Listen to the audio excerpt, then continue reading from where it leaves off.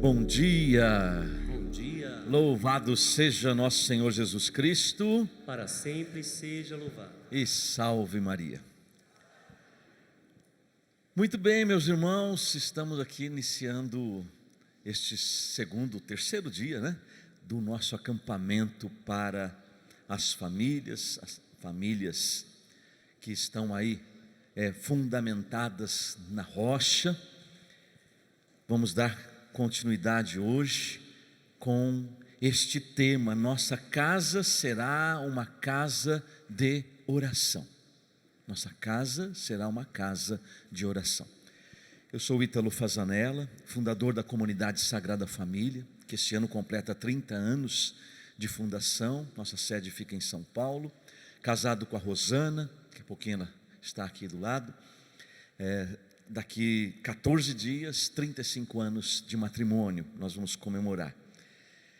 E os detalhes um pouco da nossa família, da nossa comunidade, não vamos perder tempo aqui agora, vamos direto para o tema. Você tem isso na pregação de ontem, a construção humana e espiritual da família. Se você perdeu, pega aí depois pelo Canção Nova Play, tá bom?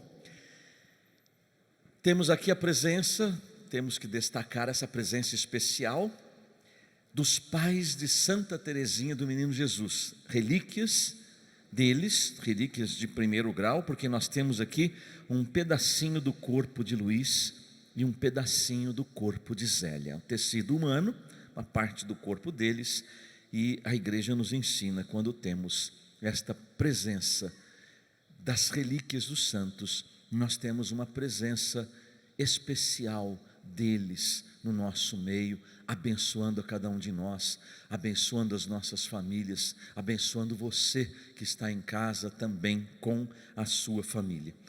Depois vamos rezar também diante de Luís e Zélia.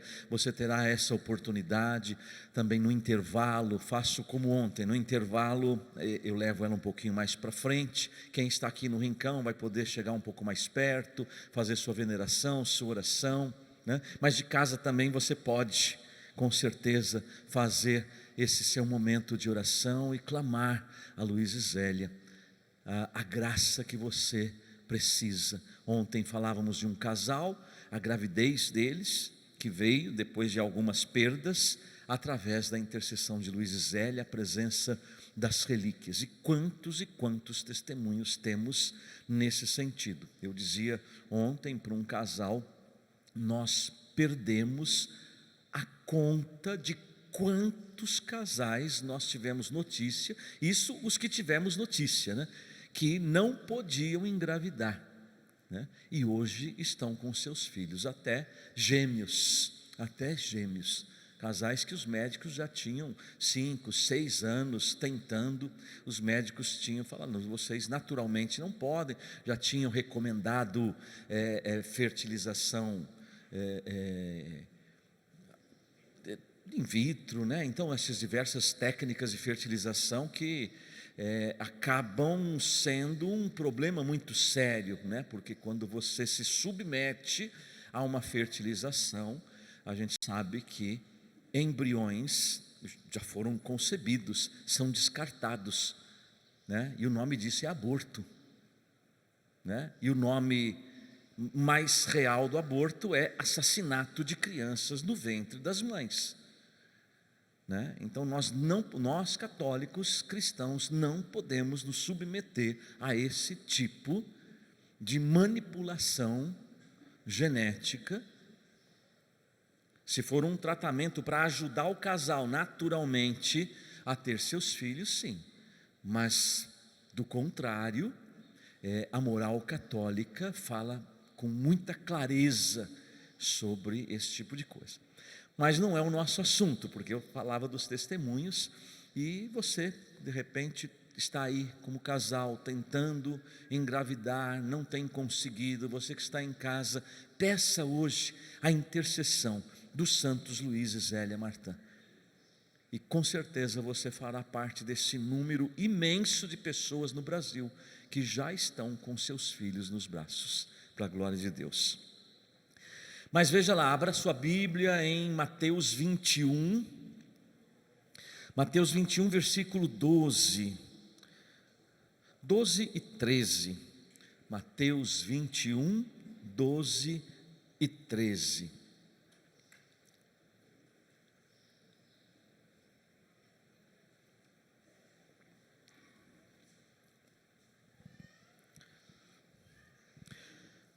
Mateus 21, 12 e 13.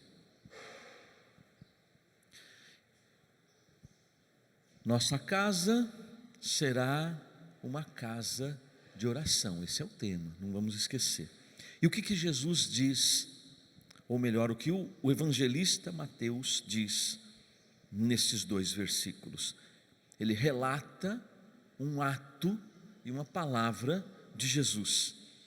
Jesus entrou no templo e expulsou dali todos aqueles que se entregavam ao comércio, derrubou as mesas dos cambistas e os bancos dos negociantes de pombas, e disse-lhes: está escrito, está lá em Isaías 56, 7, minha casa é uma casa de oração, mas vós fizestes dela um covil de ladrões. Palavra da salvação. Vejam, às vezes é um pouco difícil a gente imaginar Jesus tendo essa atitude. Nós imaginamos sempre Jesus crucificado, chagado, morto na cruz, ou Jesus glorioso ressuscitado, ou Jesus misericordioso, Jesus que curava o cego, o aleijado, o surdo, o mudo, o leproso.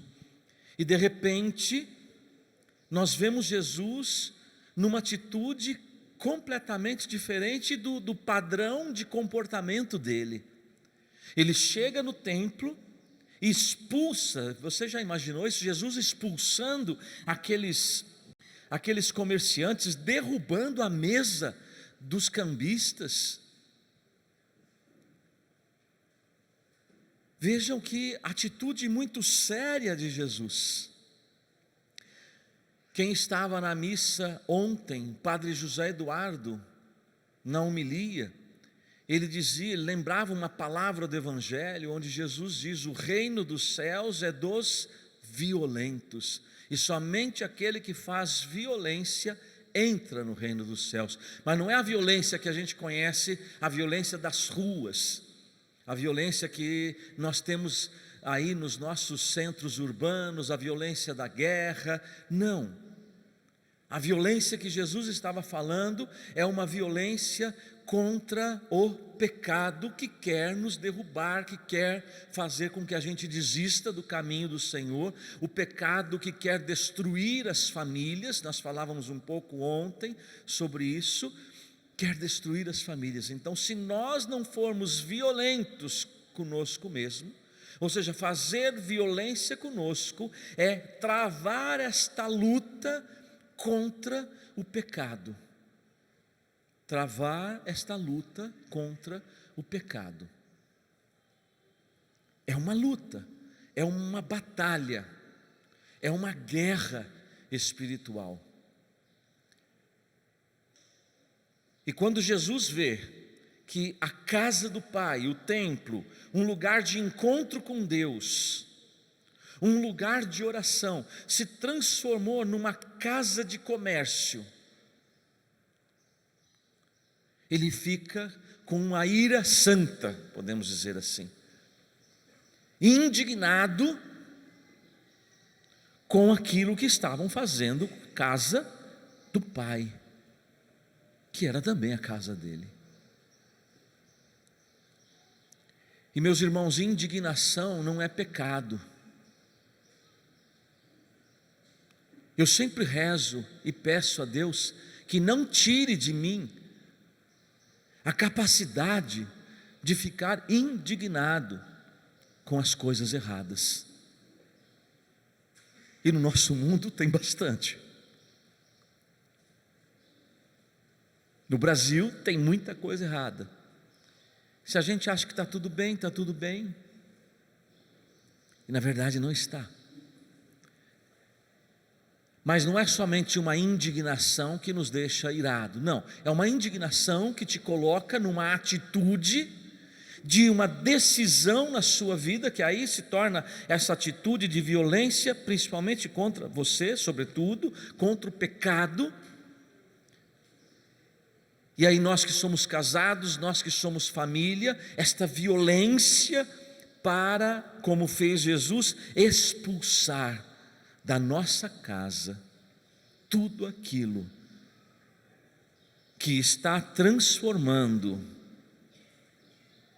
a casa de Deus, porque a nossa casa, o nosso lar, é também casa de Deus.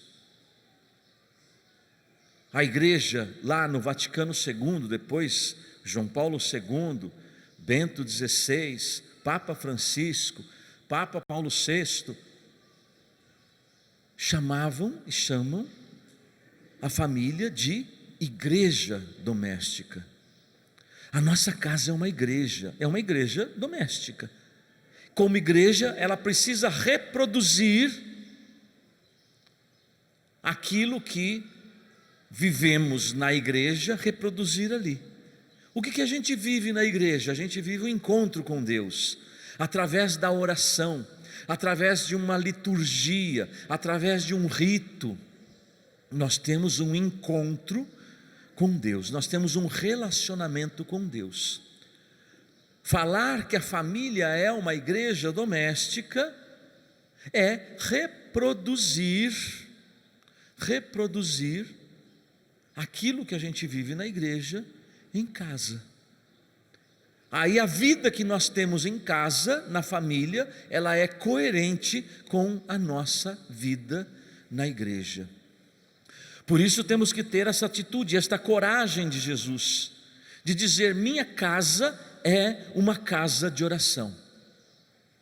Para que ela se torne uma casa de oração, eu preciso expulsar aqueles que estão roubando, aqueles que estão profanando a igreja doméstica.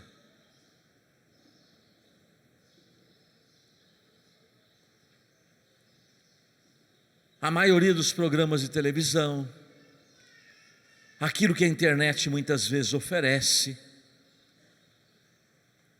os vícios que você leva para a sua casa,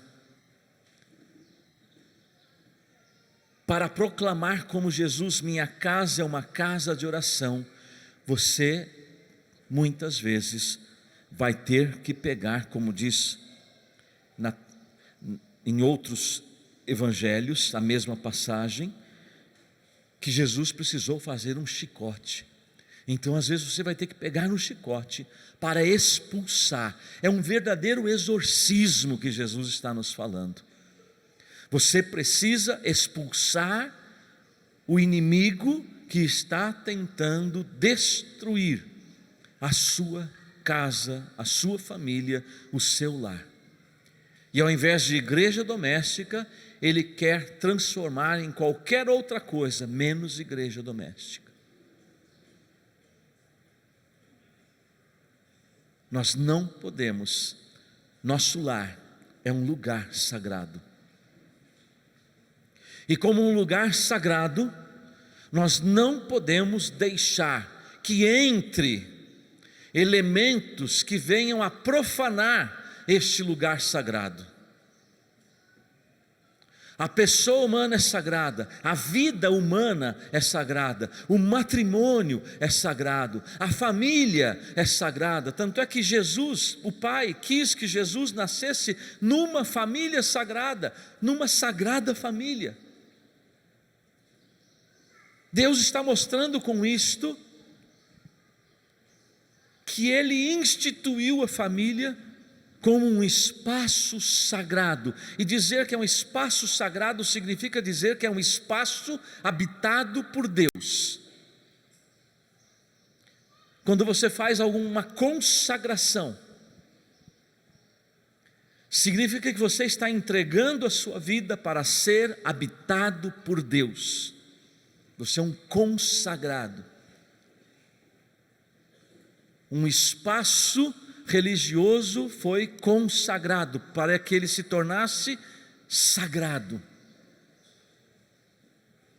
Você não faz um baile numa igreja, apesar que acho que tem lugares que acabam fazendo, né? Mas você não faz um baile numa igreja, porque ela foi consagrada para aquele lugar, aquele espaço se tornar sagrado, encontro com Deus. Você não pode profanar o sagrado. Nós não podemos profanar a vida, o matrimônio e a família.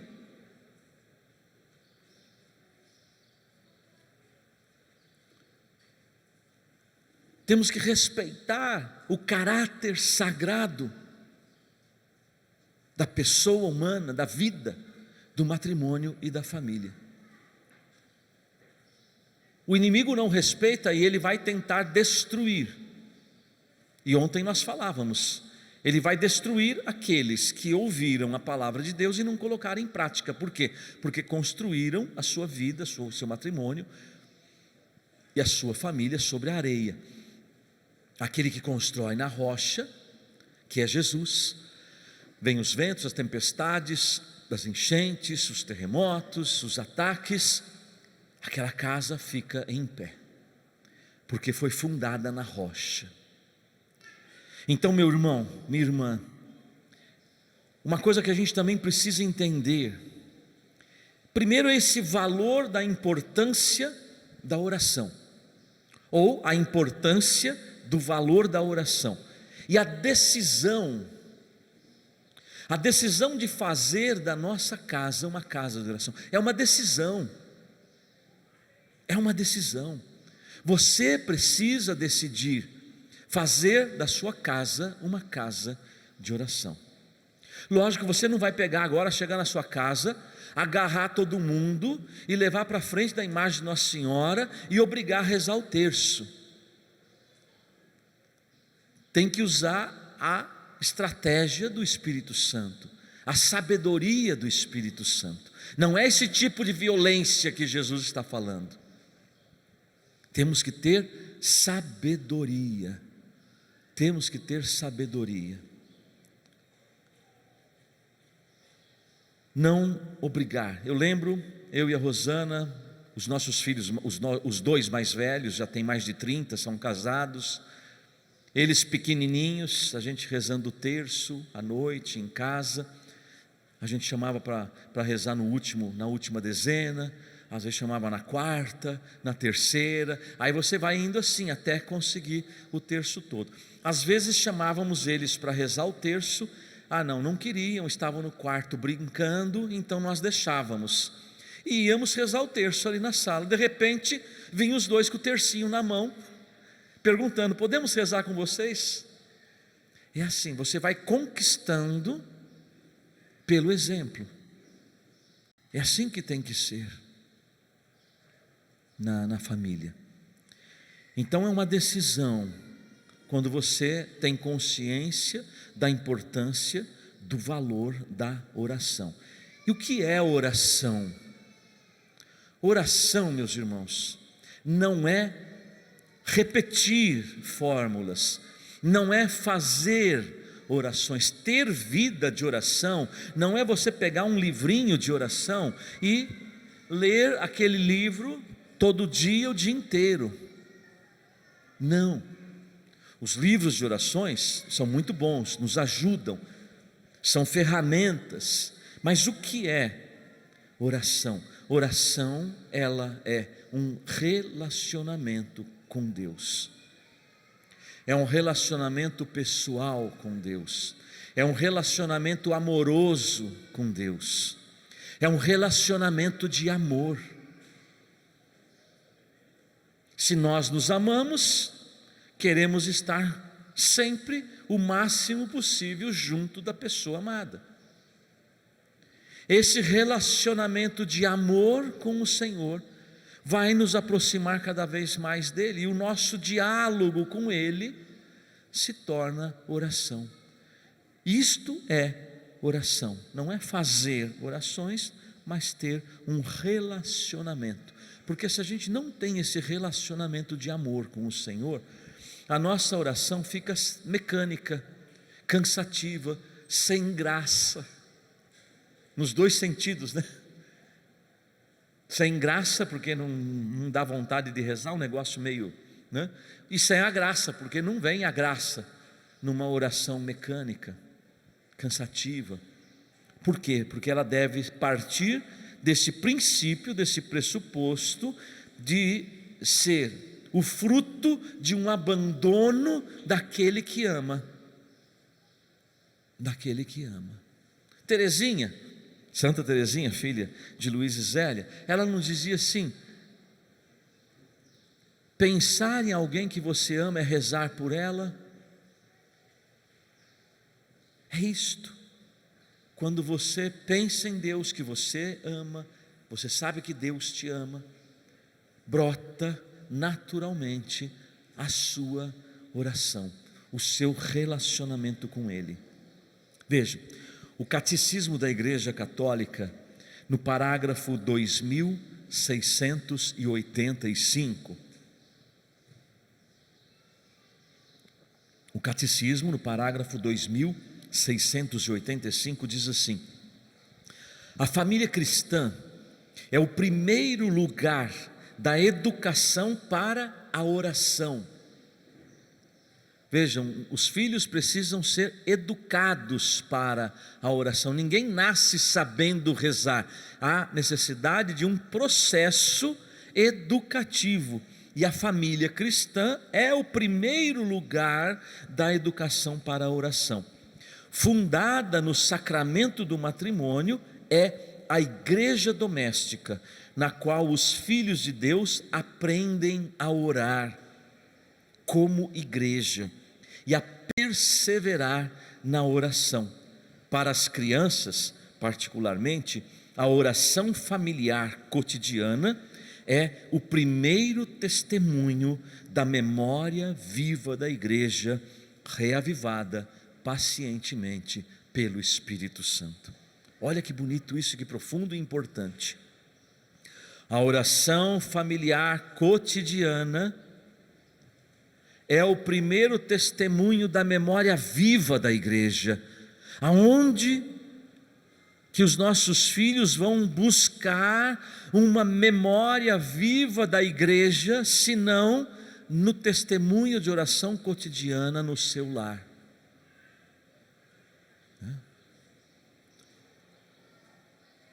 É o testemunho, é o ambiente que nós criamos no nosso lar que vai ajudar. Eu estava lembrando de um dos nossos netinhos, o Guilherme, que tem 3 anos, e desde os 2 anos, apaixonado por Frei Gilson, né? Aí ele pega um crucifixo que temos lá em casa, coloca um pano de prato no ombro, segura o crucifixo como se fosse o Santíssimo e sai pela casa, dando a bênção igual o Frei Gilson. Aí ele deixa lá, pega a guitarrinha dele, o violão, né, com a cordinha, tem que ter a cordinha, porque ele tem que ficar pendurado no pescoço, para ele ficar com as mãos livres, com o vídeo do Frei Gilson passando, e o Frei Gilson rezando, né? E aí ele repete o que o Frei Gilson diz: está bonito, todo mundo junto aí, e canta as músicas do Frei Gilson. Então é assim, por quê? Porque ele está neste ambiente, ele está sendo educado com os pais que rezam, com os avós que rezam, com uma comunidade que reza.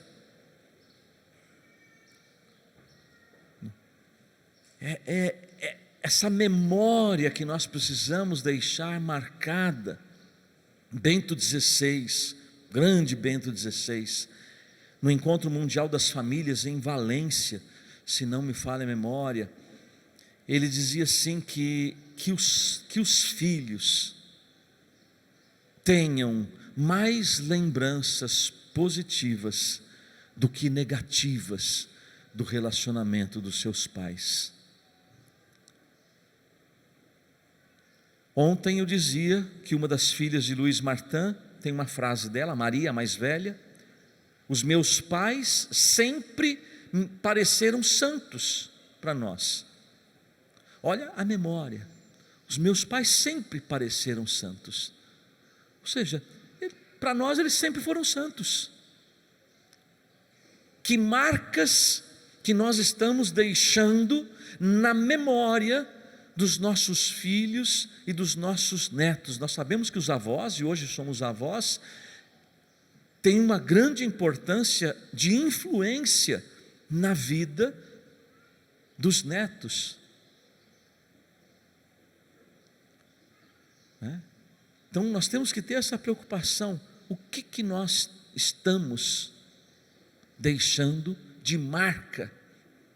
São Paulo elogia a fé de Timóteo, quando ele vai dizer assim, elogiando a fé de Timóteo, que foi primeiro a da tua mãe e da tua avó, reconhecendo que da avó para a mãe, para Timóteo, ele reconhecia na fé de Timóteo a fé da mãe e da avó, porque percebeu a influência na vida de Timóteo.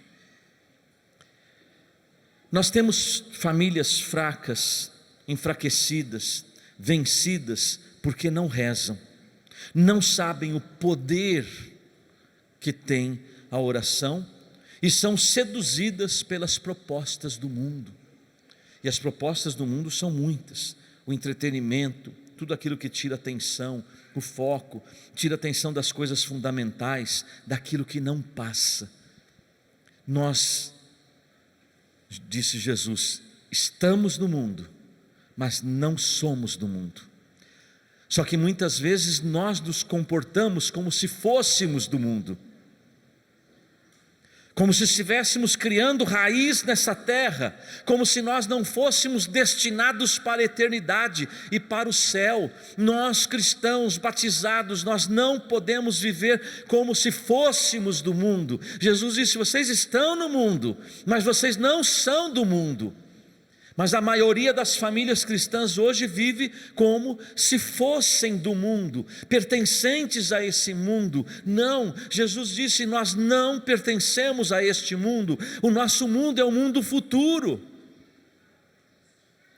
Novos céus e novas terras. Quantas vezes nós ouvimos nosso querido Monsenhor Jonas pregar isso aqui?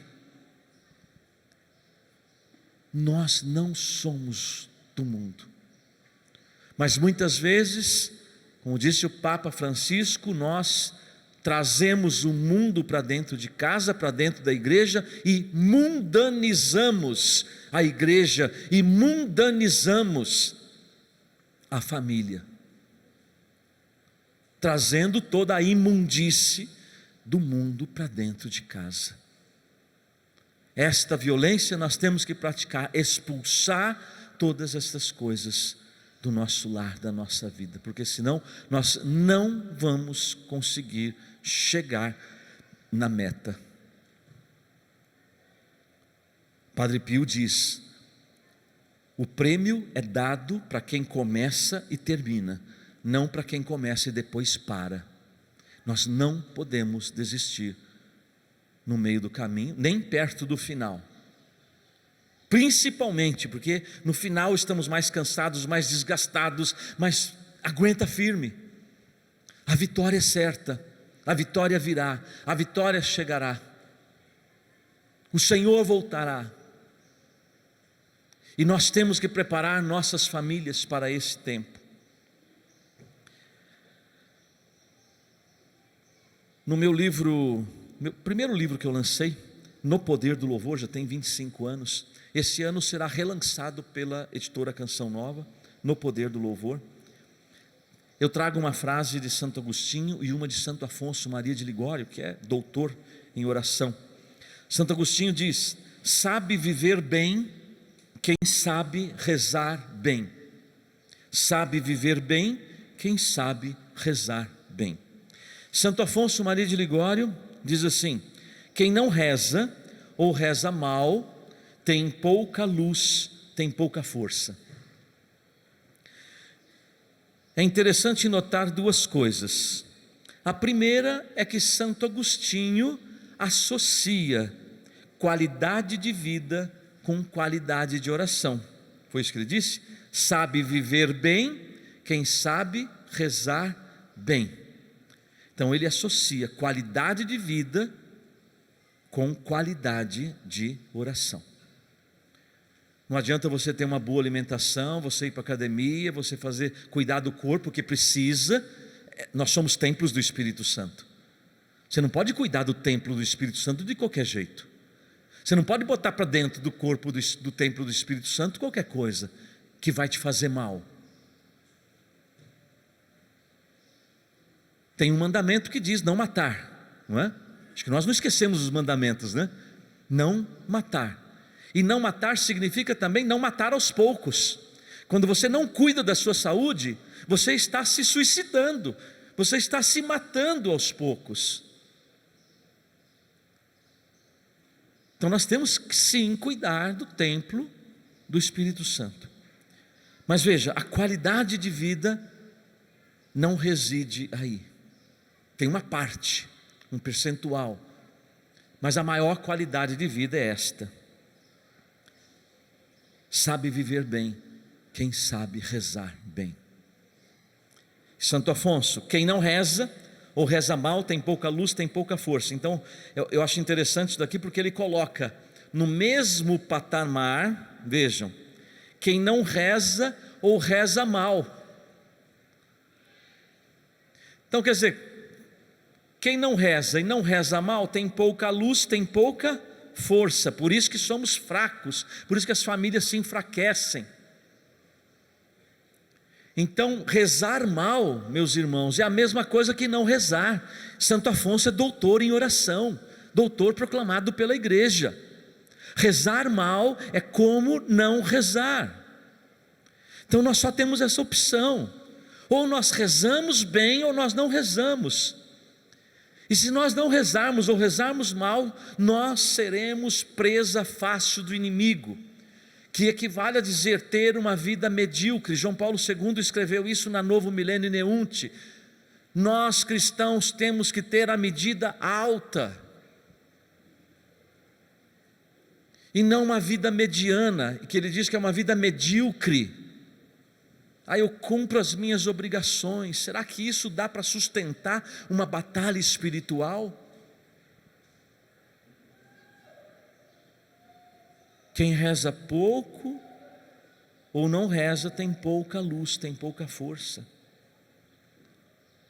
Nós temos que tomar hoje essa decisão, meus irmãos, de uma vida de oração. Como disse, as famílias estão enfraquecidas. Por quê? Porque não rezam. João Paulo II, Carta às Famílias, um documento, uma carta de 1994, Ano Internacional da Família, campanha da fraternidade. Lembrávamos isso, não é, Evandro? Campanha da fraternidade aqui no Brasil, 94, a fraternidade e a família, o lema: e a família como vai? Foi o ano da fundação da nossa comunidade. João Paulo II escreve na Carta às Famílias, ele diz assim: a oração reforça a estabilidade e a solidez. Vejam, isso remete àquilo que eu falava ontem da casa construída na rocha, né? A oração reforça a estabilidade e a solidez espiritual da família, ajudando a fazer com que esta, a família, participe da fortaleza de Deus. Veja que importante isto. A família que reza participa da fortaleza de Deus. A família que não reza se enfraquece, se perde, desmorona. No finalzinho do trecho do evangelho de ontem, Mateus capítulo 7, 24 a 27, Jesus vai dizer: aquele que construiu a casa na rocha, veio os ventos, as tempestades, a casa caiu e grande foi a sua ruína. Grande foi a sua ruína. Meus irmãos, coloca isso no teu coração e toma essa decisão. Tomem essa decisão, como família. A oração reforça a estabilidade.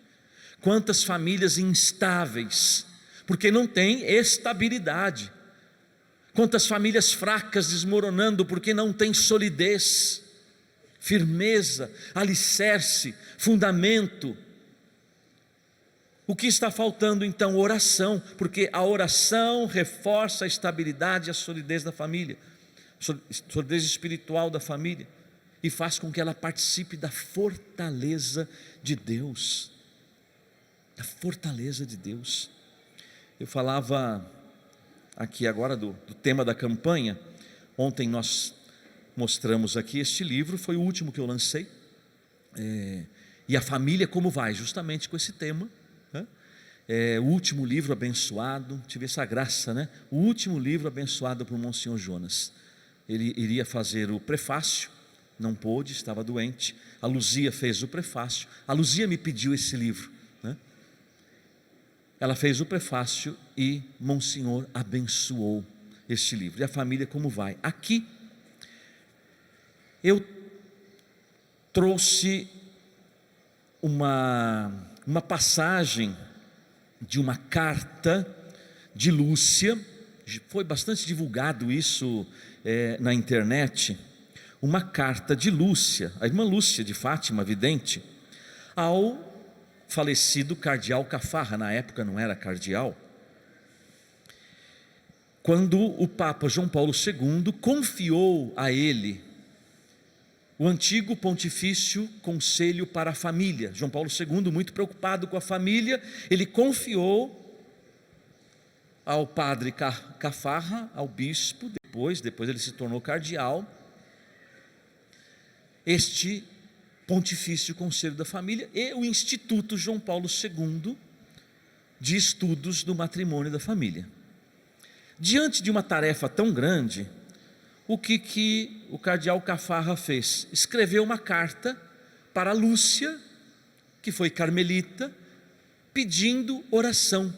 Ele não esperava uma resposta, ele só fez um pedido de oração: reze por essa nova missão que o Papa João Paulo II me confiou pelas famílias.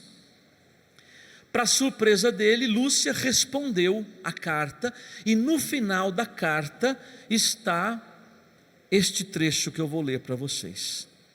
Virá um momento em que o confronto decisivo entre Cristo e o reino de Satanás será sobre o matrimônio e a família.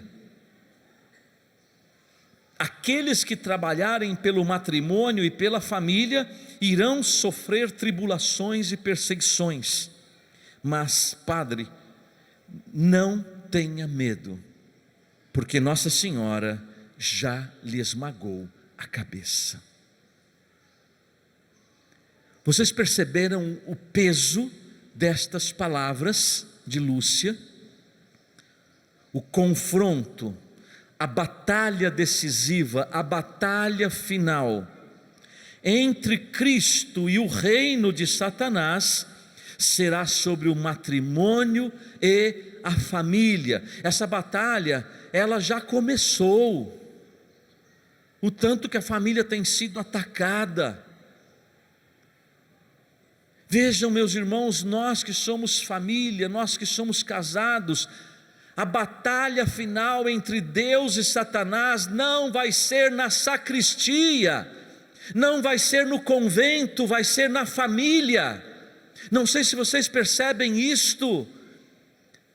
O inimigo vem para nos destruir, e se nós não formos famílias fortes na oração, nós seremos destruídos pelo inimigo, assim como muitas famílias do mundo já foram destruídas. A batalha final é aquela pior, a batalha final é aquela mais intensa. Nós temos que estar preparados para esta batalha final, que será no matrimônio e na família. Por isso a importância da decisão: minha casa será uma casa de oração. E João Paulo II, sempre ele, o Papa da família, na Familiares Consórcio, lá de 81, ele diz assim: a oração familiar tem suas características. É uma oração feita em comum, marido e mulher, juntos, pais e filhos juntos. Essa é a característica da oração familiar. Os pais precisam rezar junto. Ah, meu marido não reza. Reza por ele. Já que você não rezou antes, né? Você casou com uma pessoa que não rezava, você quer que ele reze no casamento? Naquele livro que eu citei ontem, que eu escrevi, Namoro, Tempo, Passatempo, eu digo isso para os namorados, noivos: toma cuidado com quem você vai casar. Ele é de Deus, ela é de Deus, não é? Aí você fica naquela ilusão: quando eu casar eu levo ele para a igreja. Leva nada, ele vai te levar para o mundo. Não significa que é 100% dos casos, mas nós estamos há 30 anos na comunidade Sagrada Família, atendendo famílias, atendendo casais, e na nossa experiência prática, a gente vê isso. Na maioria das vezes ele piora. Eu digo ele porque a maioria das vezes é o homem, às vezes é a mulher.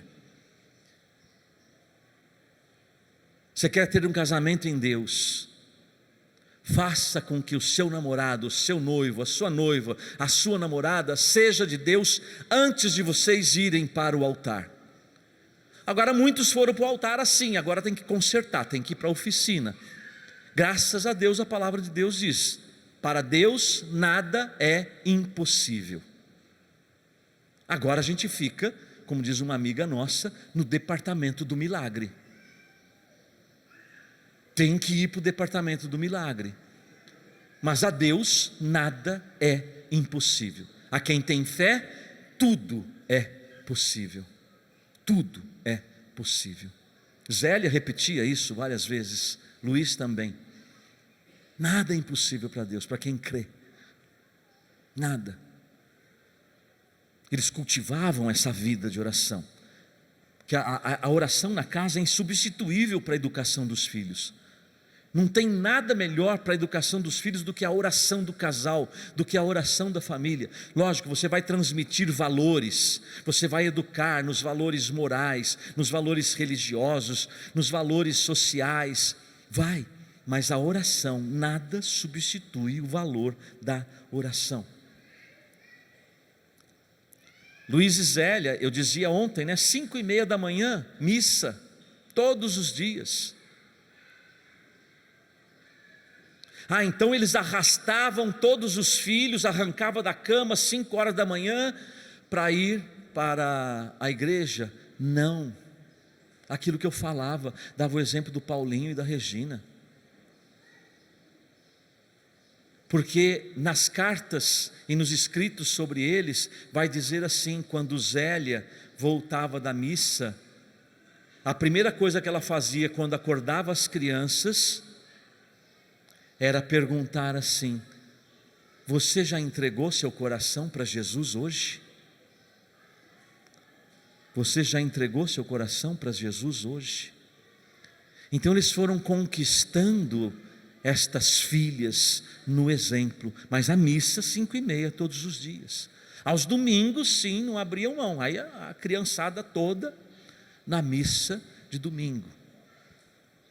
A vida, a liturgia que eu falava ontem, a liturgia do lar, a liturgia que se observa na vida de Luiz e Zélia, é como uma mola propulsor, uma mola que impulsiona a espiritualidade deles. Ou seja, espiritualidade é como oração, é uma forma de você se relacionar com Deus. Mística, ascese, enfim, tudo isso no exercício da oração e do relacionamento com Deus. Ou seja, você vai crescendo. Isso é ascese, você vai crescendo no relacionamento com Deus.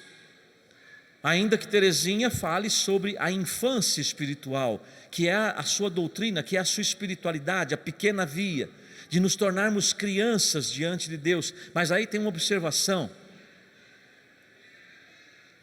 é infância espiritual e não infantilidade espiritual.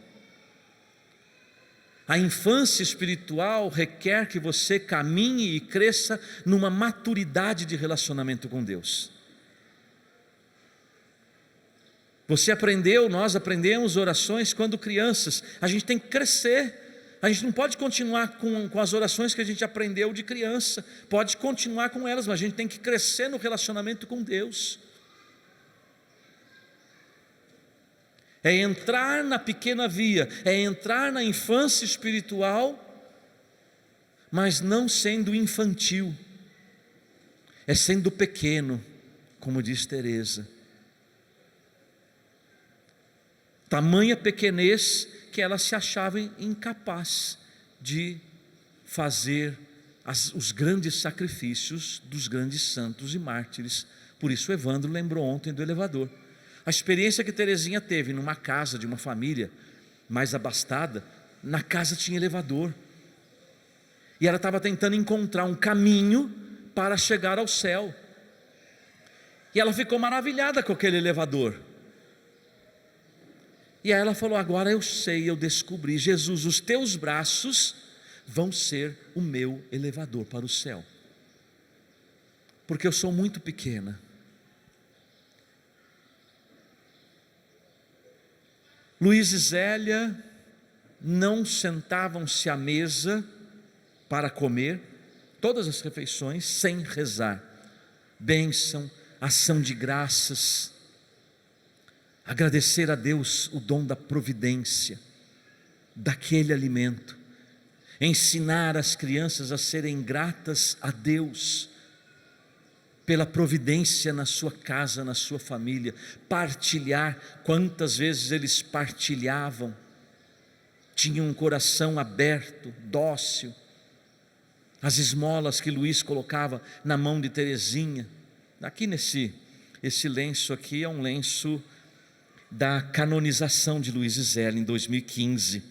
Aqui na extensão toda dele, não vai dar para você ver, mas tem uma frase de Luiz Martin, em italiano, em francês, que é a língua original dele, e em inglês. Uma frase que ele disse para as filhas: doe sempre e faça as pessoas felizes. Coração generoso, a oração torna o nosso coração generoso. Luiz participava, como disse ontem, das adorações noturnas, as visitas ao Santíssimo, a oração na igreja, a oração em casa, a oração do terço depois do jantar com todos os filhos, ali ao redor da imagem de Nossa Senhora, que ficou conhecida como Nossa Senhora do Sorriso, que curou Santa Teresinha com um sorriso.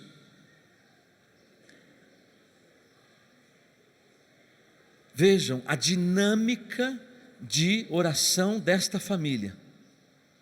Hoje estão nos altares, Teresinha está nos altares, Leônia, que eu citei para vocês ontem, a filha difícil, está com a causa de canonização aberta, já é serva de Deus. E Leônia tem sido invocada pelos pais que têm filhos difíceis. Não é o caso aqui de vocês, né? Os pais que têm filhos difíceis, Zélia teve, Leônia, não sei mais o que fazer com essa menina. Os pais têm invocado Leônia, a serva de Deus, pelos seus filhos. Será que nós não estamos precisando sair desse acampamento, meus irmãos? Se você que está em casa também, com a firme decisão e o propósito de transformar a nossa casa verdadeiramente numa casa de oração, pedir a ajuda de Luiz e Zélia. Vejam, quando João Paulo II, eu quero aqui ir terminando, porque esta parte final que eu vou falar, nós vamos emendar com a adoração. A família Martin foi uma família profundamente eucarística. Nós estamos na Canção Nova, Monsenhor Jonas já há muitos anos proclamou esta terra como uma terra eucarística. Deus, o primeiro a ser servido, é o lema da família Martin. Então o que vou falar agora, vamos emendar com a adoração. João Paulo II, em 1986, escreveu um documento, uma carta encíclica sobre o Espírito Santo. Dominum et vivificantem, é o Senhor que dá a vida, Senhor e dá a vida, o Espírito Santo. E ele diz que o Espírito Santo é aquele que move o coração do homem e da mulher de dentro para fora no relacionamento com Deus. Então toda oração é inspirada, é movida pelo Espírito Santo. Então nós precisamos, se é fundamental, se é importante termos uma vida de oração, é mais fundamental ainda que tenhamos a graça do Espírito, da efusão do Espírito Santo, para que Ele mova, conduza a nossa vida de oração. Na carta às famílias de João Paulo II, ele vai dizer assim: na solene bênção nupcial, durante o rito do matrimônio, o celebrante invoca deste modo o Senhor. Todos nós que casamos na igreja recebemos essa oração. Talvez você não lembre, talvez você não se deu conta, mas hoje eu trago aqui para reavivar a nossa memória. Efunde sobre eles, os recém-casados, a graça do Espírito Santo, a fim de que, em virtude do teu amor derramado nos seus corações, perseverem fiéis na aliança conjugal. O comentário de João Paulo II sobre esta oração: é desta efusão do Espírito Santo que emana a força interior das famílias, bem como o poder de as unificar no amor e na verdade. Vejam, meus irmãos, nós que casamos na igreja, você que vai se casar na igreja, recebeu ou vai receber esta oração. Efunde sobre eles a graça do Espírito Santo. Gente, no sacramento do matrimônio nós também recebemos uma efusão do Espírito Santo, e nós precisamos pedir essa renovação hoje, porque diz João Paulo II, é desta efusão que vem a força interior das famílias. Se as famílias estão fracas, é porque elas não estão rezando, é porque elas não estão adorando, é porque elas não estão se abrindo à ação do Espírito Santo. Nós precisamos do Espírito Santo. Sabe aquela música antiga? Eu cantava e não concordava com ela, achava estranho. Na comunhão recebemos o Espírito Santo. Eu achava estranho isso. A comunhão é o corpo de Cristo. O que tem o Espírito Santo a ver? João Paulo II, no documento sobre a Eucaristia, ele cita uma frase lá de Santo Efrem, que ele vai dizer assim: quando nós comungamos, nós comemos o corpo de Cristo, e comendo o corpo de Cristo, nós comemos também o seu Espírito, nós comemos Espírito e fogo, quando nós comungamos. Então comungar é comer fogo do Espírito Santo. Então na Eucaristia nós também recebemos o Espírito Santo. Então nós precisamos celebrar bem a Eucaristia. A Eucaristia será adorada aqui agora, e no final do nosso acampamento será celebrada, e ali nós recebemos o Espírito Santo. A família é o centro e o coração da civilização do amor. João Paulo II, carta às famílias. E encerro com esta frase, esse trecho de um discurso de João Paulo II para a renovação carismática da Itália, o Rinnovamento nello Spirito, que ele diz assim: no vosso tempo, ávido de esperança, sedento de esperança, né? Fazei com que o Espírito Santo seja conhecido e amado. Assim, ajudareis a fazer que tome forma aquela cultura de Pentecostes, a única que pode fecundar a civilização do amor e da convivência entre os povos. Com insistência fervorosa, não vos canseis de invocar: vem, ó Espírito Santo, vem. Eu já disse isso aqui umas 2 ou 3 pregações atrás. Repito hoje, para deixar marcado a importância das famílias se abrirem à graça do Espírito Santo. Fazei com que o Espírito Santo seja conhecido e amado. Assim ajudareis a fazer que tome forma a cultura de Pentecostes. E vejam, chama atenção aqui, João Paulo II diz: a única não é uma das, é a única que pode fecundar a civilização do amor. E a família é o coração e o centro da civilização do amor. Para que a civilização do amor seja fecundada, nós precisamos da graça do Espírito Santo. E nós vamos pedir isso na adoração. Daqui a pouquinho Jesus Eucarístico vai passar no meio de nós, vai estar aqui em adoração. Hoje é o dia da graça, para a sua família, para a minha família. É o dia da nossa decisão.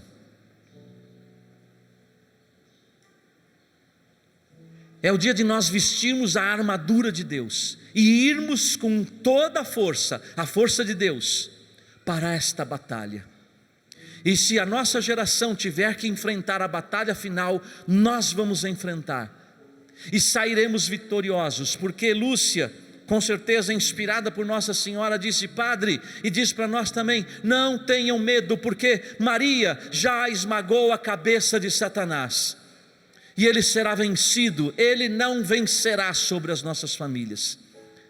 Porque Maria esmagará e continuará esmagando a sua cabeça, que tenta ainda destruir as nossas famílias, e definitivamente ele será vencido. Nós vamos pedir tudo isto nessa adoração com a intercessão de Luiz e Zélia, com a intercessão dos santos pais de Santa Teresinha. Todos os santos, grave isso, meu irmão, minha irmã. Quem é santo se tornou santo porque se abriu à ação do Espírito Santo. Quem santifica é o Espírito Santo. O Catecismo da Igreja Católica diz que o Espírito Santo é o santificador das almas. Não tem um santo que não foi carismático. Ele pode não ter rezado em línguas, mas não tem um santo que não foi carismático, porque para ser santo precisou ser movido, dirigido, conduzido pelo Espírito Santo, porque Ele é o santificador, é Ele que nos leva à santidade. E Luiz e Zélia viveram a santidade no cotidiano, na vida familiar, na vida matrimonial, e eles são modelo de vida cristã, matrimonial e familiar para nós. Então é debaixo da intercessão deles que hoje nós vamos clamar juntos diante de Jesus. João Batista é um dos baluartes da nossa comunidade.